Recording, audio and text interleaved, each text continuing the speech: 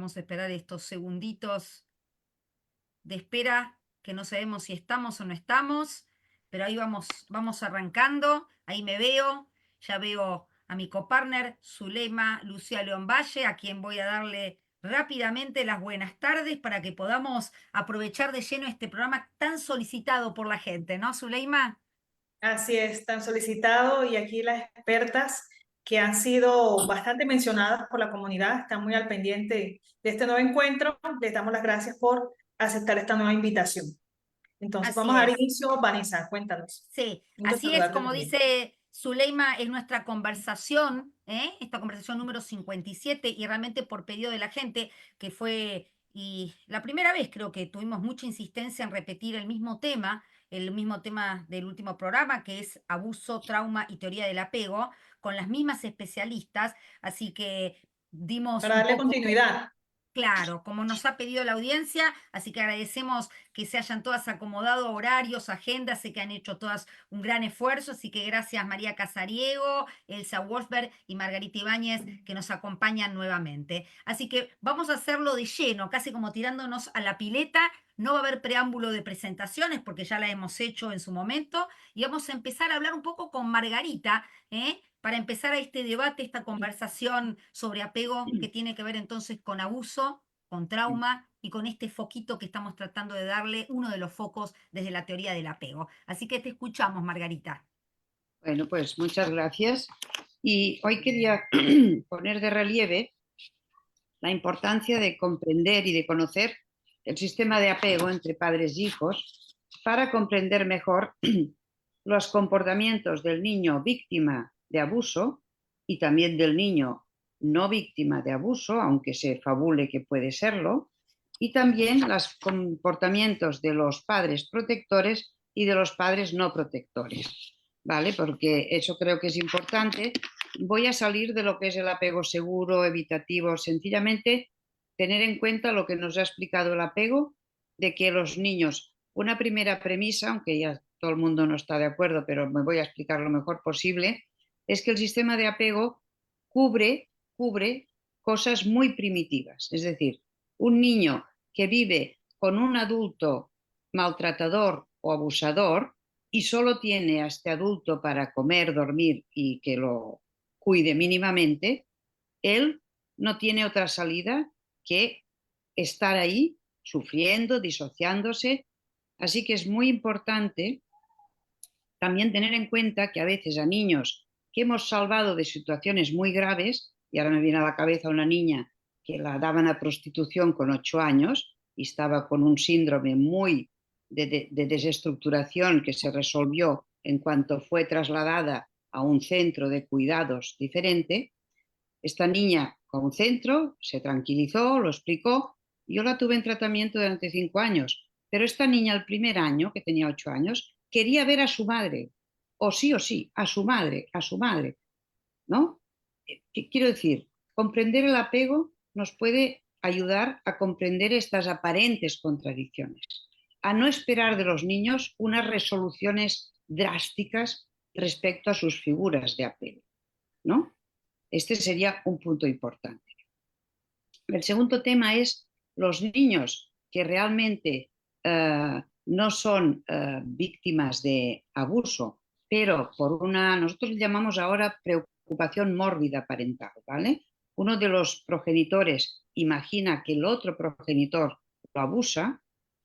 También podremos ver a través de lo que conocemos del apego cómo esta criatura, cuando habla de su padre, cuando nos narra cómo pasan las cosas en la familia de su padre cuando está de visita o viviendo los días que le toca, podremos ver que es de una calidad muy cercana a la normalidad.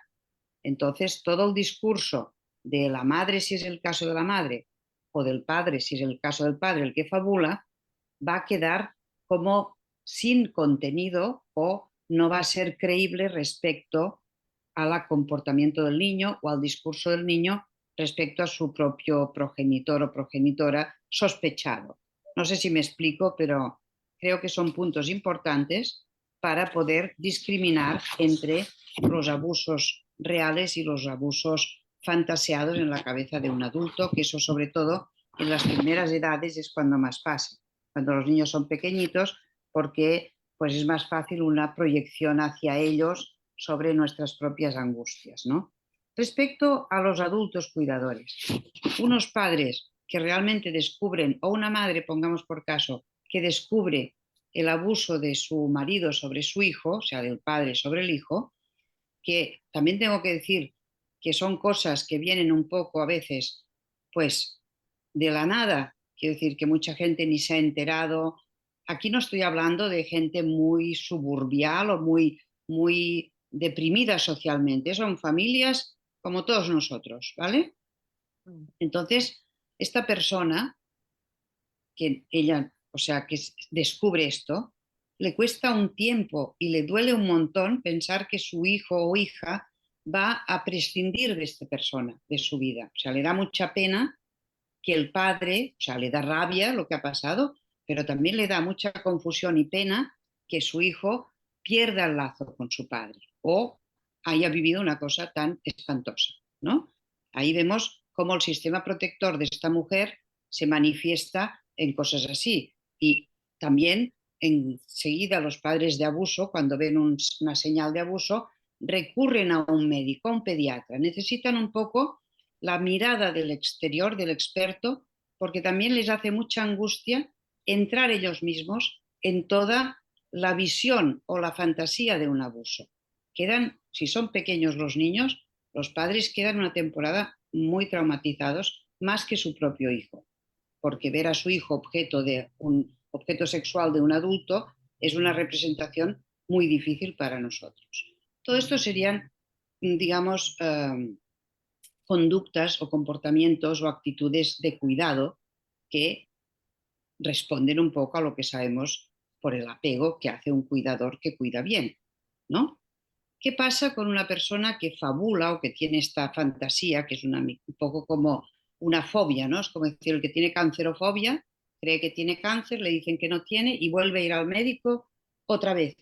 Hay padres en situaciones de divorcio precoz que tienen estas fantasías que les asaltan y que actúan sobre el niño, ¿no? ¿Qué haría una madre o un padre? Me es igual el género en este caso, porque hacen lo mismo, de que imagina que el otro partner del que está separado abusa de su hijo. Puede explicar primero fantasías muy cargadas de sexualidad que el padre que descubre el abuso es incapaz de representarse. O sea, no quiere ver la escena de abuso. La persona que fabula te explica que si ha habido penetración anal, que si no sé qué, bueno, y tú ves allí cuerpos y lo ves todo y la persona lo explica con una tranquilidad extraña. Esto una. La conducta protectora de su hijo de tener dolor porque va a perder el lazo con su padre no aparece en absoluto, al revés. Para esta persona, para este progenitor o progenitora, romper con el otro es la mejor solución. Es decir, son sus propias fantasías, ¿no? Y el niño no cuenta nada en su cabeza. Así como el abusador físico o sexual, el niño no cuenta nada, el abusador emocional, el niño no cuenta nada. Por eso está catalogado como un abuso emocional, porque el niño es un objeto en aquel momento, no es una personita, ¿no? El otro punto, cuando explican, pues yo qué sé, vino de las visitas del padre con las braguitas manchadas de sangre, y tú dices, bueno, ¿y qué hizo usted? Nada, la niña estaba muy cansada. Al cabo de 15 días fui al pediatra y no vio nada. O sea, falta la alerta, toda la cuestión que en el padre normal, en los padres normales que ven un abuso sexual, pues digamos está la alerta. Tú me cortas cuando acabemos, ¿eh? Porque si no, pues Sí, quizá Margarita está bueno esto que es como disparadores para después generar esta conversación, ¿eh? vale, Si te parece, podemos pasar con muy bien. Elsa, que no sé si tienen ganas a lo mejor de iniciar el debate de esto que está abriendo Margarita o prefieren poner en la mesa algún otro condimento para que entre todas después debatamos. Elsa, te lo dejo a tu criterio. Yo tomaría otra faceta de la palabra trauma. Dale. En realidad es un tema muy doloroso el del abuso. Es muy doloroso para el protagonista o los protagonistas y es muy doloroso para los profesionales, a punto tal que muchos profesionales que tratan personas muy traumatizadas, sea por abusos sexuales o abusos de situaciones relacionales de diversa especie, contraen un desgaste por empatía. Es un cuadro que Figley hace muchos años describió en Estados Unidos y que los perjudica en su profesión y en su intimidad subjetiva.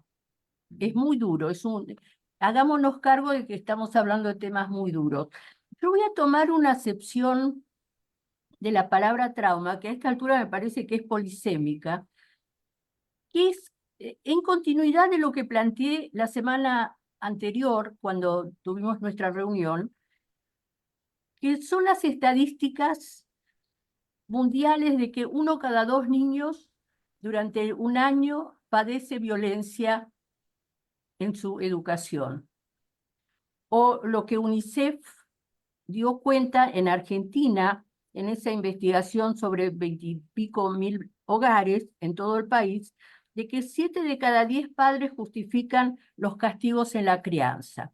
O sea, situaciones cotidianas, porque se elimina la compasión por el sufrimiento infantil y se naturaliza el sufrimiento infantil. En la cotidianeidad, no en eventos extraordinarios.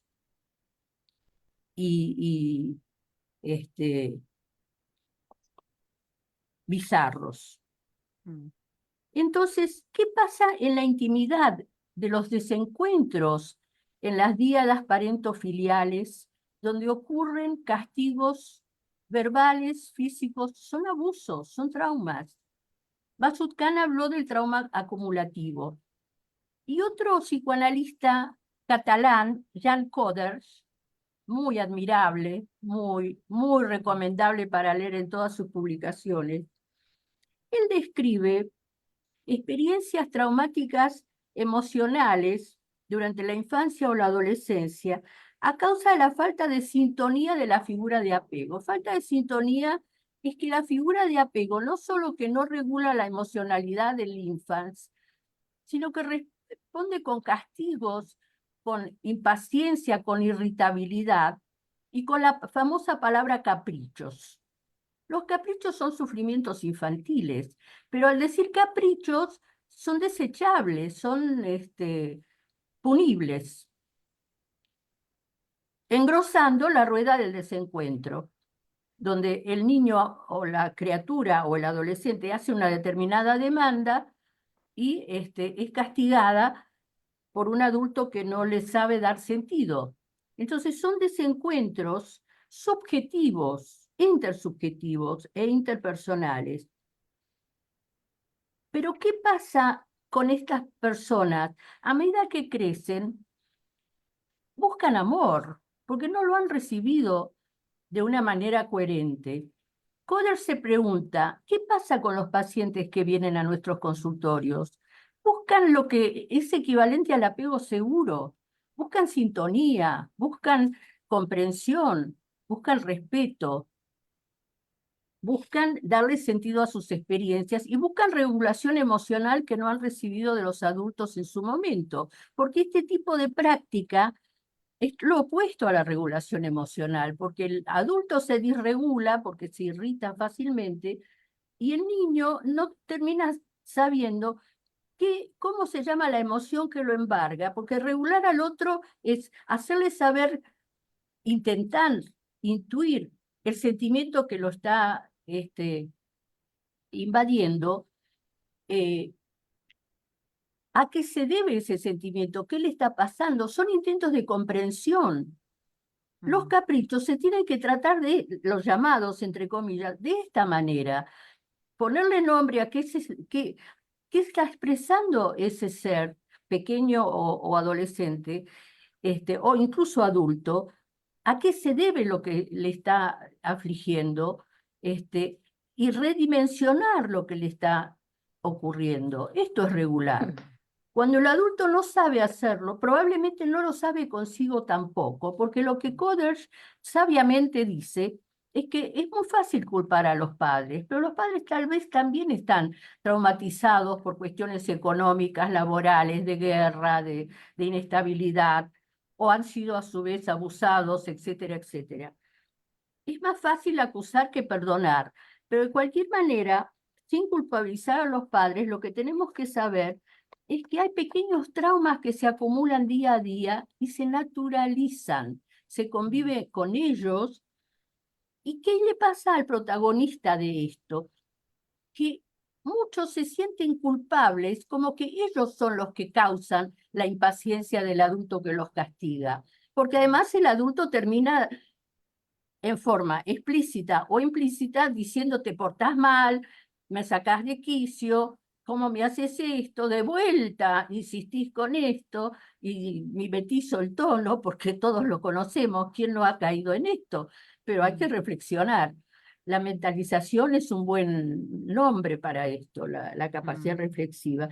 Y como se sienten culpables, no solo que se sienten carentes del amor y la sensibilidad del adulto hacia ellos, sino que algunos desarrollan, para no molestar a los adultos, en realidad esto entra en el apego evitativo, pero desarrollan capacidades tanto en arte o en profesiones, o en distintos ramales de productividad y tienen carreras exitosas.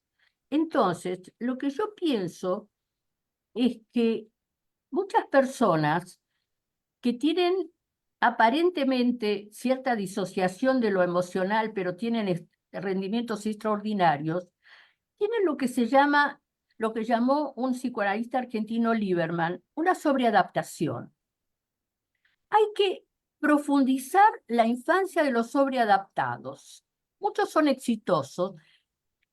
No es que estos traumas acumulativos los lesionan en el 100%, si bien la mente intenta funcionar como un todo, pero imprime un sesgo a su funcionamiento, donde consiguen vicariamente amor y admiración, por lo general más admiración que amor, con lo cual satisfacen un déficit que han tenido en una infancia de desencuentros subjetivos con sus figuras de apego.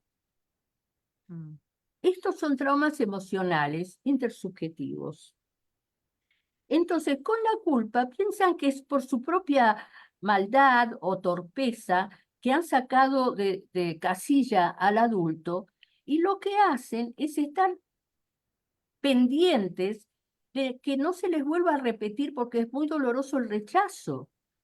Entonces se amoldan, hacen un amoldamiento patológico, porque todos nos amoldamos por amor, más o menos, nos acomodamos para querernos y no chocar más de la cuenta. Pero estos son acomodamientos patológicos porque les quitan espontaneidad, porque están pendientes de la mirada de determinadas figuras importantes que se hace después extensivo con el tema de los modelos operativos internos a la sensación de que no merezco amor y eventualmente para merecerlo tengo que andar con pies de plomo y no tengo que esperar, ni pedir, ni hacer grandes demandas porque puedo ser rechazado y esto me va a doler y de vuelta voy a caer en el mismo pantano. Bueno, quería hacer este aporte porque hace a una visión más sutil, que no lo digo como como algo superior conceptualmente, sino como algo que está tan naturalizado y es tan cotidiano y es tan común que personas hagan acomodaciones patológicas sometiéndose a la visión de otras figuras a las que intentan satisfacer para no ser rechazados y no volver a sufrir el mismo trauma que reiteradamente habrán sufrido, que hay que como correr una pantalla y observar que personas incluso exitosas y hasta cierto punto satisfechas con su devenir y con sus carreras, en realidad tienen una zona de rigidez y de no disfrutar de la espontaneidad y de desplegar toda su personalidad por temor al rechazo. Esto quería decir. Es interesante, ¿no, Elsa? Porque de alguna manera estamos viendo facetas, ¿no? De lo que tiene que ver con el trauma o con el abuso. Estos microtraumas o estos que quizá son tan sutiles, a diferencia de lo que Margarita nos planteaba, que bueno, son objetivamente duros. Estos son pequeñas intervenciones. El otro día, conversando con Paula Moreno, que es una psicóloga argentina muy interesante, ella está ahora con el tema de lo que ocurre. Sí, lo que ocurre en lo que se llama los traumas médicos, ¿no? Cómo no se pone atención en estos niños pequeños, se hablan de una manera con términos difíciles, se los cura desde el cuerpo y se naturaliza estos pequeños traumas en donde el niño no entiende qué le pasa, en donde, bueno, hay como esta división de cuerpo y mente, ¿no? Y sin entender que este niño también, y estos también son este tipo de abusos o pequeños traumas que además de lo médico puede hasta agravar, ¿no? La vivencia. Vamos a escuchar a Ana María, ¿eh? A ver, Una Yo quería cosita más decir quiero algo agregar, antes. y es que no sí. solamente se naturaliza en las familias y en la sociedad, sino Mm, que en las terapias también se naturaliza si no mm, se pregunta con mucho respeto, delicadeza y sigilo, este, ¿qué, qué pasó con la infancia? Si hubo bien. peleas, si hubo castigos, cómo eran los castigos. Es una zona a investigar con mucho detalle y mucha delicadeza, porque es volver a recorrer caminos de sufrimiento. Así Totalmente. es. Sí, Y Zuleima. quería decir también con respecto a lo que escucho de Elsa, cómo este, este ruido, ¿no? Que le hace también al consultante y que nosotros somos los que le ponemos palabras a ese ruido. Entonces también cómo ponernos en ese lugar del sensible y del compasivo para poder armonizar qué es lo que nos está diciendo. Y por supuesto, las personas que nos escuchan ahorita, que no son psicólogos, comprendan que ese ruido, y a lo mejor en la historia, es algo que hay que hablar. Mm. Que tiene que ver con la sintonía, ¿no? Esta que decía Elsa también. Vamos a escucharla a María, a ver cómo nos ilustra. Bueno, antes de traer un concepto que quería traer yo en el orden del abuso, quería tomar algunas de las cuestiones que plantearon tanto Margarita como Elsa. Primero, el concepto de disociación y entender qué quiere decir disociación, ¿no? Como que hay Mm, núcleos que quedan fuera de contacto de otros y pueden ser paralelamente, como dice Elsa, personas en búsqueda de un reconocimiento del otro y exitosas, pero a la vez tienen un núcleo congelado que psíquicamente ocupa un espacio, implica una energía, y esto es la productora de esto que Elsa planteaba como la sobreadaptación y la estereotipia, ¿no? Una cierta rigidez, una desafectivización que vemos mucho, y cuando hablamos de esto también estamos hablando de áreas que involucran lo psicosomático. Y muchos de estos niños en la adultez presentan, inclusive en la niñez, presentan cuadros psicosomáticos serios y severos como modo de intento fallido de ponerle palabras a aquello disociado que no pueden integrar y no pueden nominar. Entonces mm. creo que es muy importante estar muy atentos a estos síntomas y a estas cuestiones que aparecen, porque muchas veces son la punta del ovillo para poder ir a aquello otro traumático. Elsa también nombraba a Shulkan con esto del trauma acumulativo y los microtraumas, ¿no? Como que a veces uno está en la búsqueda de una gran situación problemática y son a continuación en el tiempo de pequeñas escenas. Cuando Margarita hablaba de la vulnerabilidad del niño, el niño está absolutamente en relación de dependencia con esos adultos, no solo en el dormir, en la alimentación, en la afectividad. Esos adultos le van a decir quién es, y si el quién es sos tonto, sos inútil, sos violento, el sos, va a ir generando una dificultad muy grande en su autoestima, que también es un abuso, ¿no? Saquemos el abuso de lo tremendo que es un abuso sexual o de la violencia física, que serían como extremos, al abuso verbal permanente, que a veces es muy subliminal, pero es todo el tiempo, ¿no?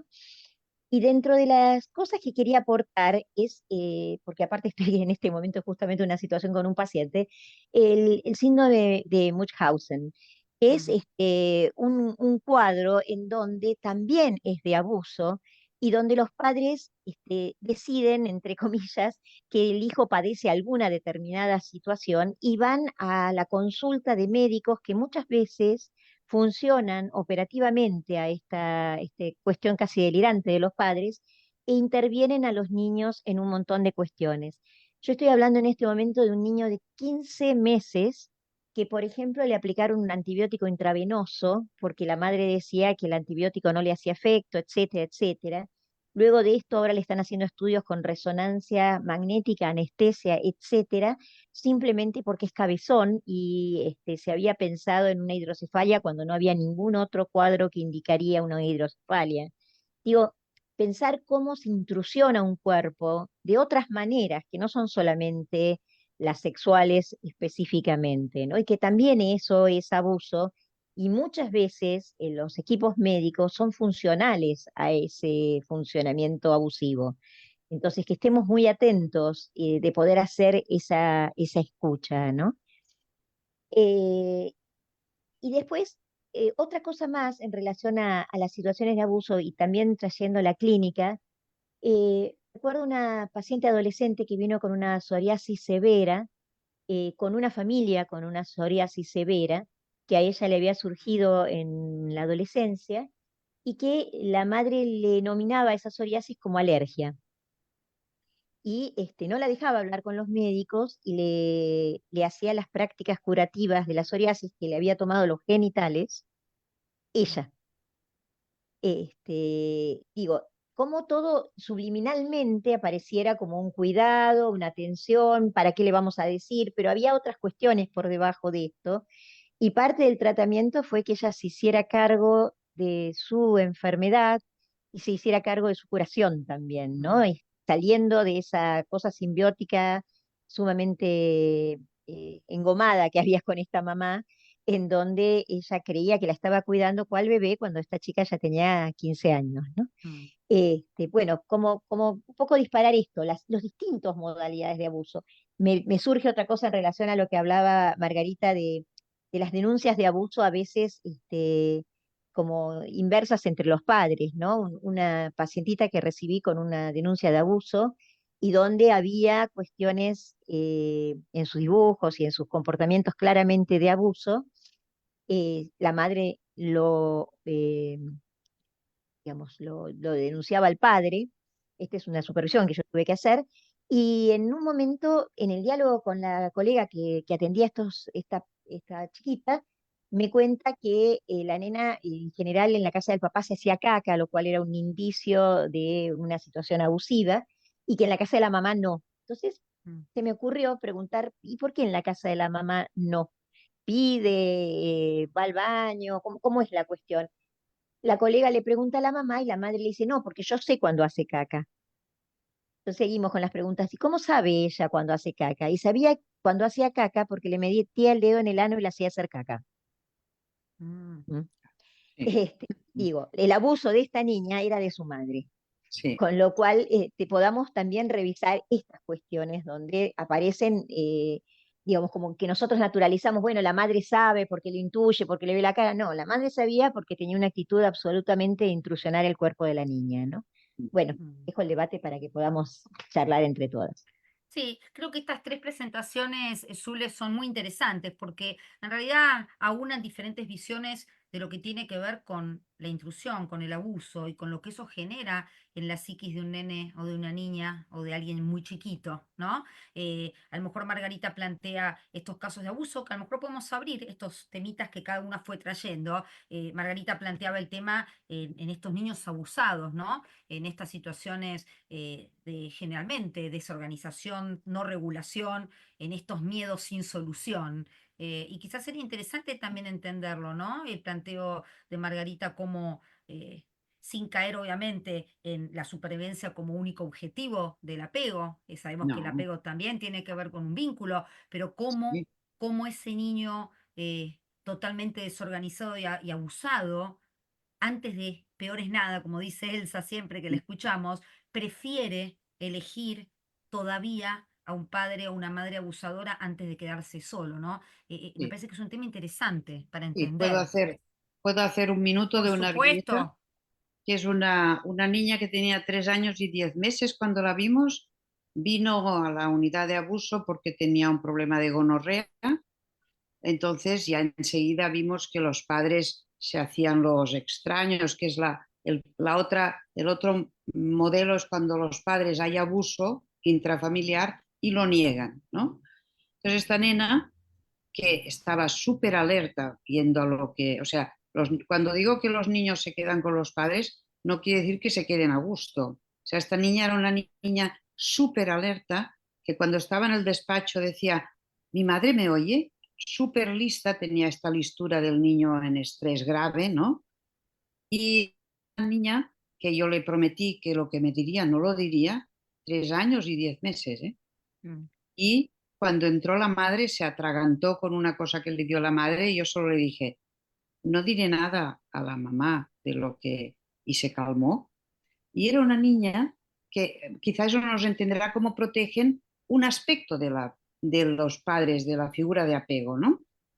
Esta niña que había dicho a la pediatra de manera muy poco clara, pero que su padre le había hecho algo y luego lo negó, porque los padres también de estos niños les dicen, se te llevarán, no estarás con nosotros, y los asustan, pobrecitos, ¿no? Entonces esta niña, yo retomé un momento dado esto, de que, pero tú dijiste tal, y dice, era una mentira. Y yo le dije, bueno, pues cuéntame la mentira. Mm. Y bajo esta cosa me explicó una situación que era creíble, porque una niña pequeña no lo sabe, ¿no?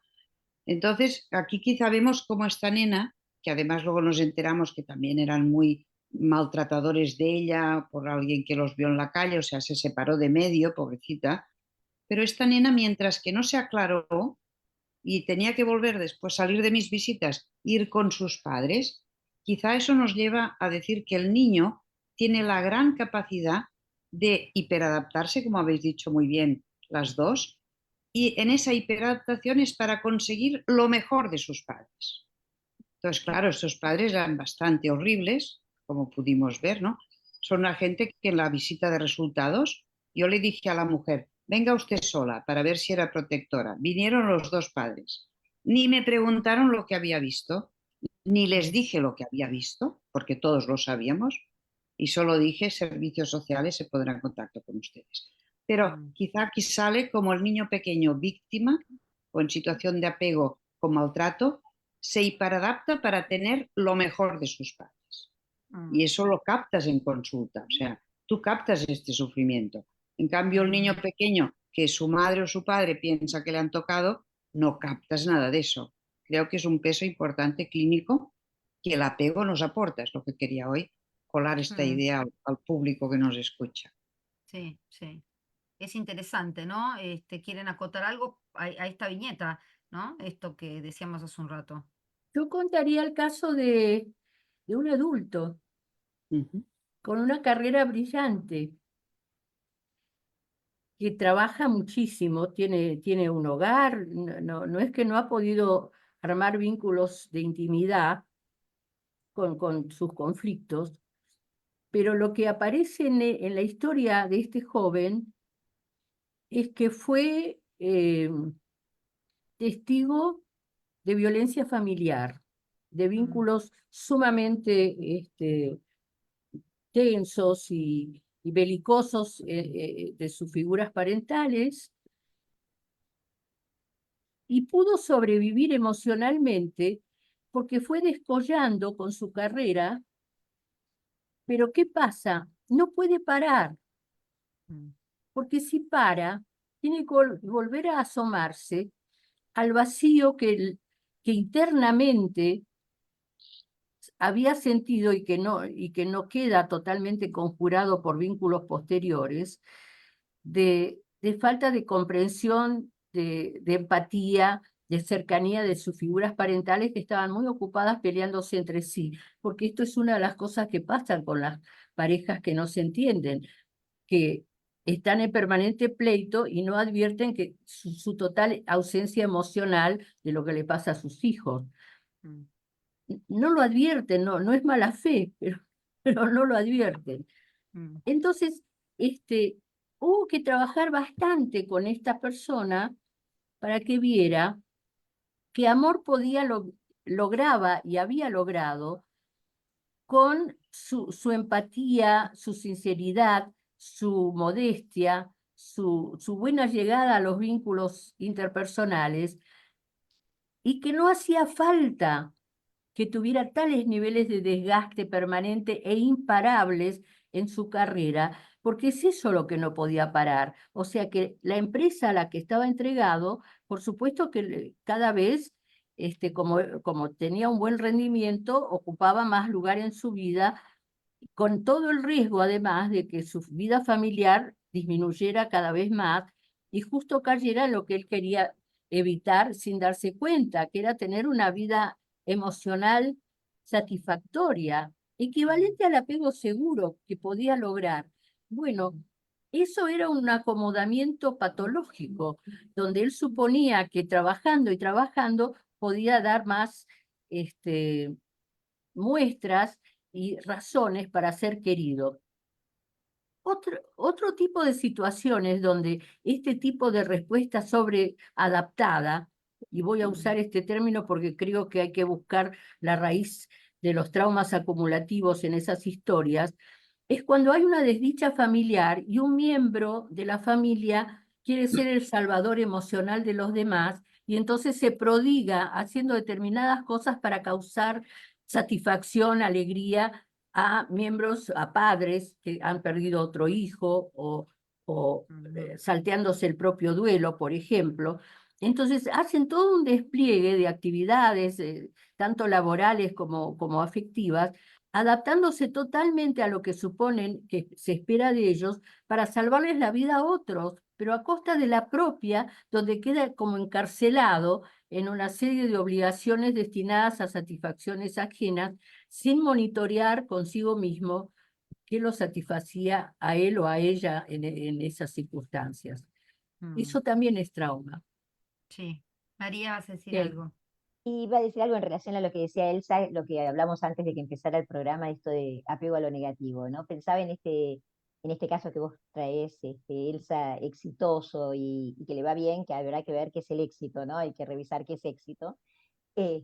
Pensaba si en algún modo esta persona sobreadaptada, tratando de ser reconocido hoy por la empresa, no está reproduciendo el mismo modelo con los padres.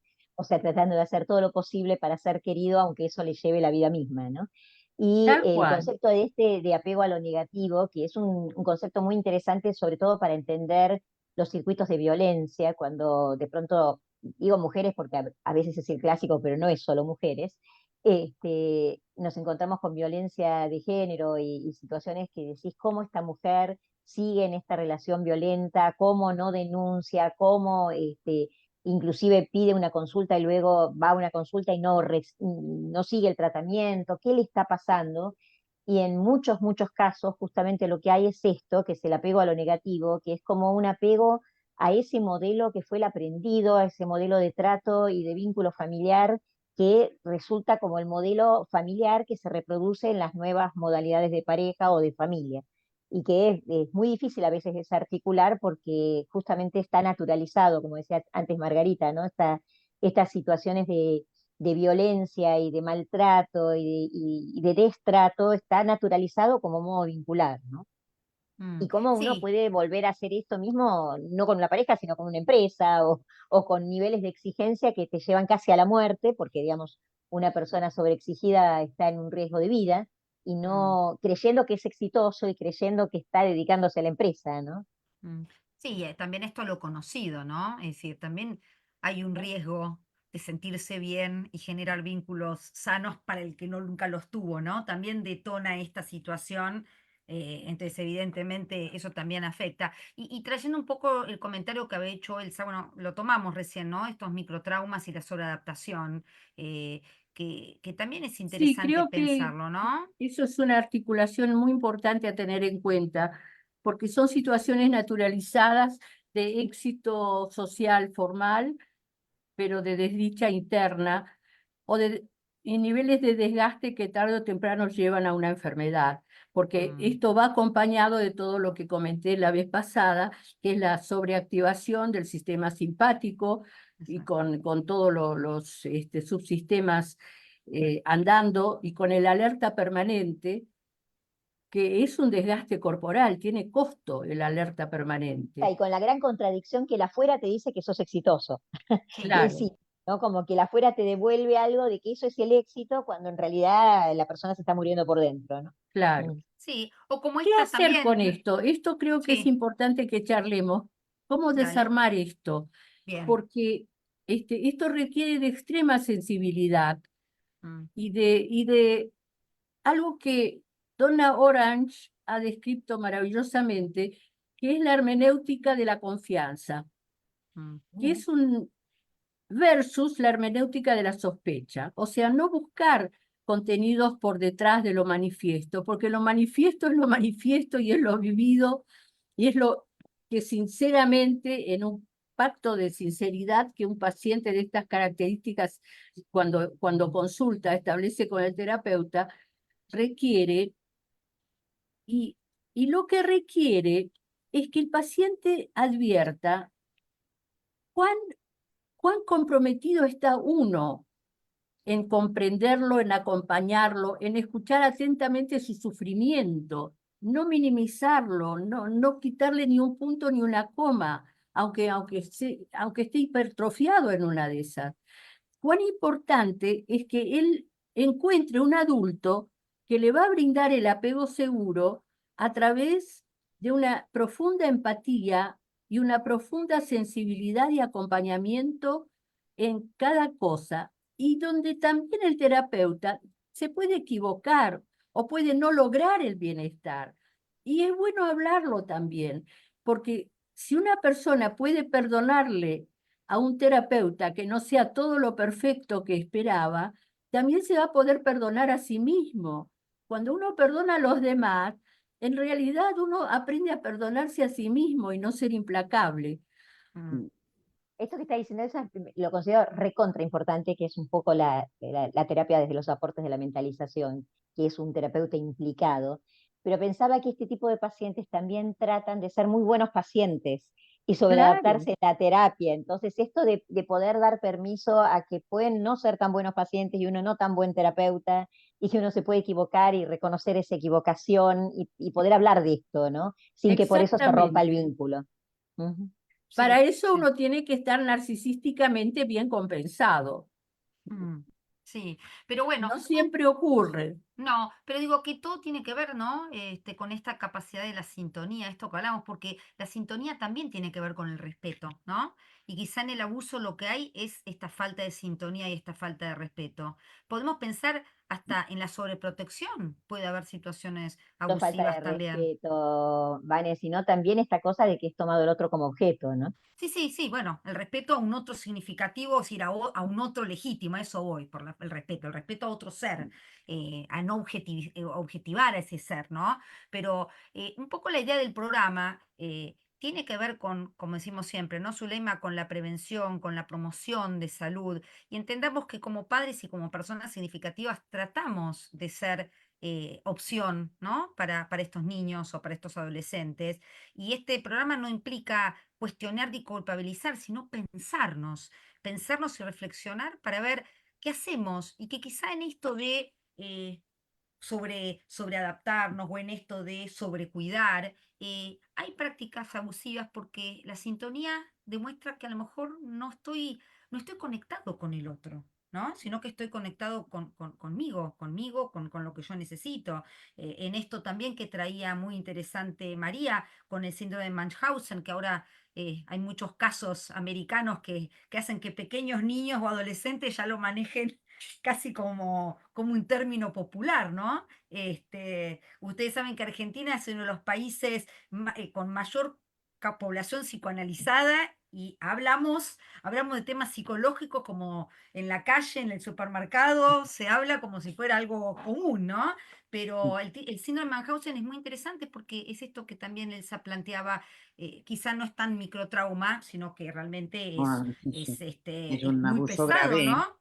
muy grave, porque hacen daño a los niños. Yo he trabajado en un hospital en Mm, pediatría diagnosticando situaciones de Munchausen y por a los niños, ¿no? Que es por delegación que llaman, no sé cómo se llama, y Sí, bueno, que les dan sí, medicación por proxy, y sí. les dan, o sea, y la locura es familiar, ¿eh? Aquello Ujú. buscar a alguien, pero unas cosas súper, es una locura muy Mm. loca, pero de ver bueno, de jugar con la muerte, ¿no? Del niño y como decías tú, los médicos a veces, al menos me acuerdo una vez de una niña sin epilepsia que tomaba una cantidad de medicación epiléptica en Canarias, pongamos por caso, y luego la mandaron a Barcelona porque la neuróloga guardaba este lazo con la madre para vigilarlos, porque le daba miedo que si no hacía ver que sí, perdería y matarían a la niña, porque la angustia de muerte es muy fuerte en los Munchausen, ¿eh? Mm. Entonces, él llegó a Barcelona y allí que no éramos nadie de ellos, pudimos diagnosticar y no sé si se hizo una separación de medio y todo esto, porque realmente era una locura, bueno, un abuso muy grave, muy Sí, grave. Y aparte es Yo importante me pensar quedé esto porque, pensando, ujú, perdón, Sí. me quedo no, decía pensando que también en los a ver, en los sobrediagnosticados que a veces pueden estar las personas a partir de redes sociales, también a partir de algún tipo de literatura de psicopatología ujú, y también por los profesionales que antes de escuchar de manera ampliada, Mm. sosegada, para también darle un espacio, digamos, en cuanto a qué es lo que cantidad de síntomas que se cumple para decir, bueno, esto tiene que ver también con este tipo de trastorno. Y eso también es algo que pudiéramos decirle a los usuarios que nos ven, que cuando busquen un profesional y tenga formación en teoría del apego, va a ser muy clave sentirse con un espacio, con un encuentro genuino que les permite entonces empezar a conectar con todo eso doloroso. Porque también lo traumático pudiera también entonces estar buscando necesariamente una etiqueta que diga definitivamente todo está mal y se puede entonces seguir empeorando la situación. Y eso también es un llamado de atención para todos aquellos que promueven teoría del apego, reconozcan que hay que ir al proceso terapéutico para seguir, digamos, sirviendo de la mejor manera a las personas que lidian con situaciones traumáticas. súper interesante. María, ibas a decir algo para Elsa que sí. me pareció importante traer esto del síndrome de Munchausen porque no se lo considera como, digamos, para la gente común no se lo considera como algo de abuso y es un abuso realmente muy fuerte. Absoluto. Y esto que decías recién, el trauma va a buscar, es una energía que va a buscar enlazarse con algo. Lo que pasa es que genera falsos enlaces todo el tiempo hasta que no se encuentran las palabras adecuadas para poner nombre a lo que pasó, para poder historizar lo que pasó. Entonces, Mm. mientras tanto, va a buscar engancharse o con historias que no son, o con el cuerpo, o con distintas situaciones donde, para decirlo de una manera sencilla para la gente, es como que busca enlazar aquello que quedó ahí libre y que necesita esa energía encontrar algún sentido. Y hay que Mm. ayudar a la persona que encuentre el sentido que corresponde, porque eso produce un enorme alivio. Y si Mm. bien las situaciones traumáticas no las podemos modificar porque ocurrieron, sí se pueden entender, historizar, narrar, y eso alivia enormemente el aparato psíquico, ¿no? Mm. Elsa, ibas a decir algo. Una cosa en la promoción de salud que es importante introducir es que la persona traumatizada, eh, además de que lleva mucho tiempo en que pueda hablar de lo que le pasó, bueno, los niños que no tienen lenguaje lo expresarán a través del juego o de ciertas conductas, pero niños más crecidos tardan muchas veces mucho en poder hablar de lo que les pasó, pero lo que creo que es importante es ayudarlos también a evocar lo que Alicia Lieberman llamó ángeles en la guardería, Mm. que son sus buenas experiencias, porque si no les damos un punto de anclaje de buenas experiencias para poder meterse en el infierno del sufrimiento padecido, de vergüenza, de humillación, de intrusión, es Mm. mucho más difícil que puedan afrontarlo. Entonces, explorar los ángeles en la guardería es sumamente recomendable en cualquier caso, para hacer pie de que de que tienen un punto de comparación y que han tenido situaciones fortalecedoras desde las cuales pueden evocar lo doloroso. Sí, También tener en sí. cuenta, perdón Margarita, ahora, también tener en cuenta que muchas veces no se evoca no porque no se pueda, sino porque realmente la disociación ha sido tan fuerte que no se recuerda, que no se tiene ningún lazo con eso. Hay un montón de indicadores que dan indicios de un trauma, pero el sujeto no recuerda ninguna de las escenas hasta a lo mejor avanzada la edad.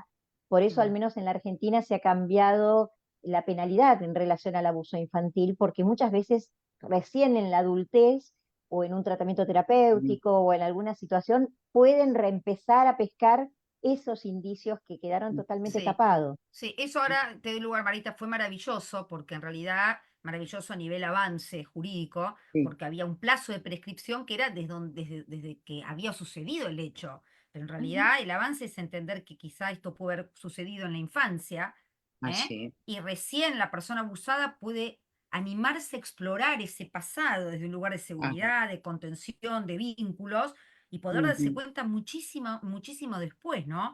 De que ha sido abusado, o en situaciones específicas de estar en pareja, o en situaciones, ¿no? Y es muy interesante esto que está diciendo María. Margarita, ¿querías comentar algo?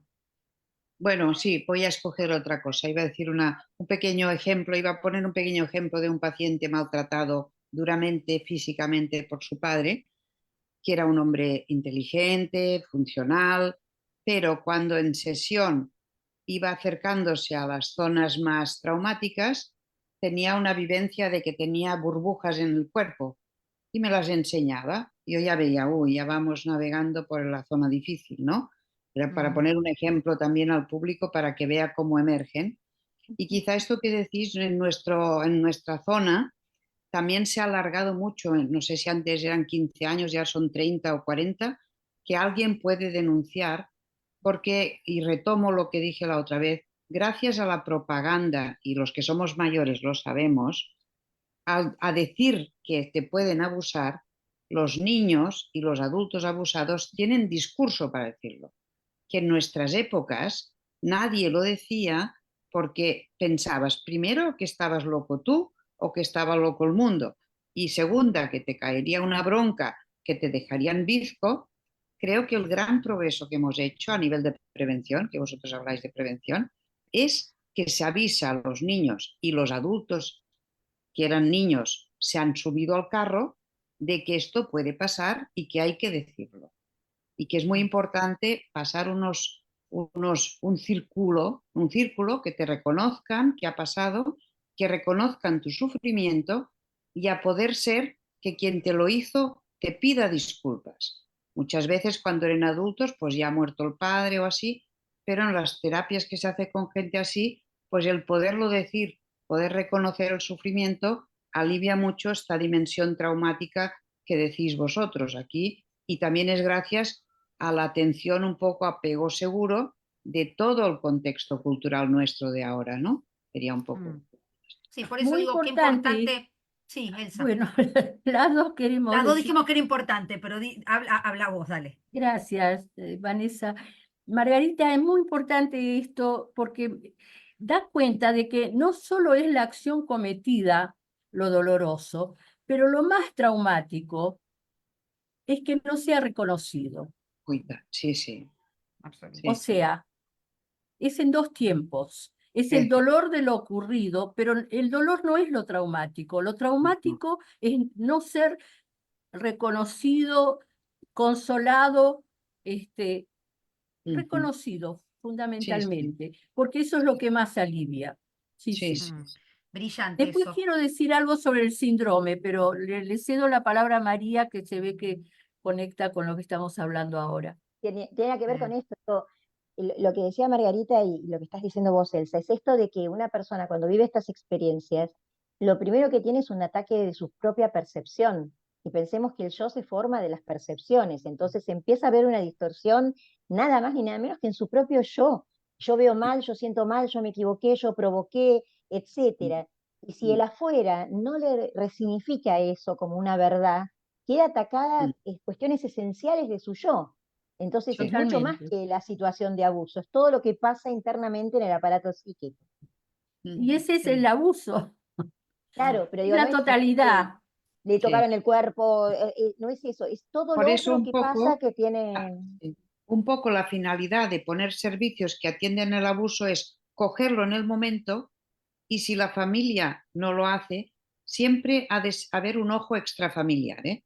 Entonces, es la sociedad la que hace el reconocimiento, la que da el circuito y de alguna manera pone al niño en la ley común, porque eso también hay que decirlo, el abuso saca al niño, a la víctima, de la ley general y la pone en una ley privada, arcaica del abusador. Entonces, Está muy esto, bien. cuando hemos hecho estas cosas, teóricamente era para eso. Como todo, siempre se te van por aquí, por allí, por allá, pero bueno, la Sí. finalidad es dar esto. Es excelente. Estamos muy sobre la hora, pero creo que un buen resumen tendría que ver con esto, ¿no? Esta necesidad de un adulto sensible, que a veces lamentablemente no son los padres y que a veces por eso digo y decimos mucho, acá con Ian Argentina, con Elsa, con María Casariego y con todos los que estamos en la red, pero entender que es tan importante la formación de los docentes en lo que es la Sí. teoría del apego, ¿no? No solamente de los médicos sería ideal, han habido propuestas de formar jueces, digo, qué importante es entender Sí. esto para poder acompañar a un niño que en el mejor de los casos, y la regla es que tenga estos padres y estos apegos seguros, pero hay casos, hay porcentajes de situaciones de abuso que tenemos como sociedad que acompañar, ¿no? Entonces, qué interesante todo esto que están diciendo, cómo la sociedad puede de alguna manera acariciar esa herida desde el reconocimiento, desde la escucha, desde la valoración del sufrimiento de esa persona ante situaciones de abuso, ¿no? Y además está la ley. Exacto. Margarita nombró la ley. Hay Sí. leyes que condenan penalmente el maltrato en Argentina y seguramente en todos los países. Sí, O sea sí. que el niño está amparado por una ley, no es un sujeto propiedad de los padres como en este Exacto. síndrome, que es un cuerpo propiedad de las figuras parentales con el que hacen lo que se les da la gana. Hay una ley y esto también Exacto. es importante tenerlo muy en cuenta. Sí. Absolutamente. Y estamos, pero ya en la hora, ¿eh? Ha Muy sido un bien. placer, ¿no, Zuleima? Esta compañía de María, Margarita y Elsa. Ojalá que haya iluminado muchas posibilidades de entender, hasta de curiosear qué es la teoría Y del hasta de apego, qué ayudar, que todos podamos también. ayudar y ver cómo el síntoma del niño, del adolescente y del adulto necesita ser escuchado, necesita ser elaborado. Tienen unos Absolutamente. mensajes, no se los voy a leer, que están en las redes sociales, les envían saludos desde Jujuy, les envían saludos el Maricel Garigilano desde Jujuy, Andrea Estrada, Berna Iskandar, también Ofir López desde Santa Marta, Isabel Casas desde México y envían también saludos, que excelente panel, muchísimas gracias y gracias por este encuentro tan maravilloso, tan bonito y tan sentido. Muchísimas gracias. Absolutamente. Gracias a Muchas Cerramos vosotros. gracias a aquí. ustedes. Recuerden que este programa, como todos, quedan grabados en nuestro canal de YouTube, Conversaciones sobre Apego. Y muchísimas gracias de nuevo por la predisposición, Margarita, Elsa y María Casariego, en acompañarnos, ¿no? Zuleima, ¿nos despedimos? Vale. Muy bien. Nos Hasta dentro de despedimos. 15 Gracias. días. Muchas Gracias a gracias. ustedes. Vosotras. Gracias, muchísimas Gracias. gracias. Gracias por invitarnos a seguir estudiando y a seguir formándonos. Gracias. Gracias, saludos a los colegas.